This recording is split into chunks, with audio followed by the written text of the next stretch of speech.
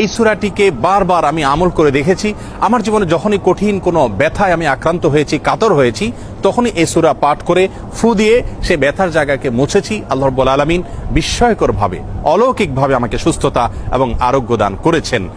আমি ব্যক্তিগতভাবে আমার কথা বলতে পারি যে আমার বাসায়, পরিবারে আমার বাচ্চাদের যখন কোনো অসুখ বিসুখ হয়েছে, কখনো কোনো সমস্যা দেখা দিয়েছে, তৎক্ষণাৎ আমি সূরা ফাতিহা পাঠ করে তাদেরকে ফু দিয়েছি, তাদের শরীরে মুছেছি এবং সঙ্গে সঙ্গে আল্লাহ রাব্বুল আলামিন বিস্ময়করভাবে আমাকে উপকারিতা দিয়েছেন।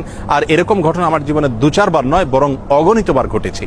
এজন্য সূরা ফাতিহা এটিকে যদি কেউ যথাযথভাবে আমল করতে পারেন, সে আস্থা এবং বিশ্বাস আল্লাহ তাআলার প্রতি থাকে, তাহলে সেক্ষেত্রে অবশ্যই এর মাধ্যমে যে কোনো দুরারোগ্য ব্যাধি থেকে পর্যন্ত আমরা আরোগ্য লাভের মাধ্যম হিসাবে এটিকে ব্যবহার করতে পারি।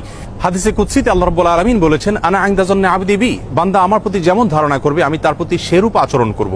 অতএব পরিপূর্ণ আস্থার সাথে, বিশ্বাসের সাথে যদি কেউ যে কোনো অসুখ বিসুখ থেকে, যে কোনো ব্যাধি থেকে মুক্তি লাভের জন্য সূরা ফাতিহাকে পাঠ করেন, সেটি পাঠ করে কোনো পানিতে, তেল ইত্যাদিতে ফু দিয়ে সেটি যদি ব্যবহার করেন, প্রয়োগ করেন, অথবা শরীরের কোনো জায়গায় অসুখ দেখা দিলে এটি পাঠ করে যদি ফু দেন সেই জায়গায় বা মোছেন, ইনশাআল্লাহ বিইذনিল্লাহ আল্লাহ তাআলা তাকে ওই রোগ থেকে মুক্তি নসিব করবেন।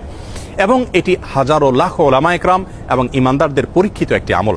আমরা এই আমলটি যে কেউ করতে পারি। আমরা অনেকে মনে করি এই সমস্ত সূরার মাধ্যমে আরোগ্য লাভের জন্য বোধহয় কোনো মুত্তাকি পরহেজগার মানুষ দিয়ে এগুলো পাঠ করাতে হয়।